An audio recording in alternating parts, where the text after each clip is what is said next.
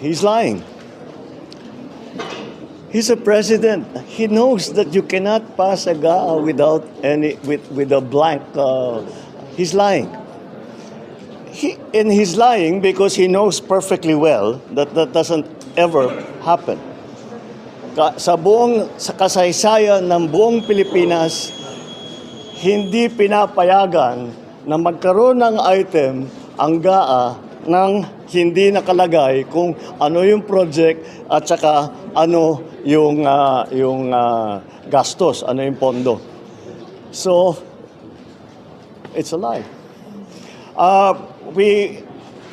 I was watching the news earlier today and people were saying, it's 4,000 pages. Paano namin ibubusisiin yan?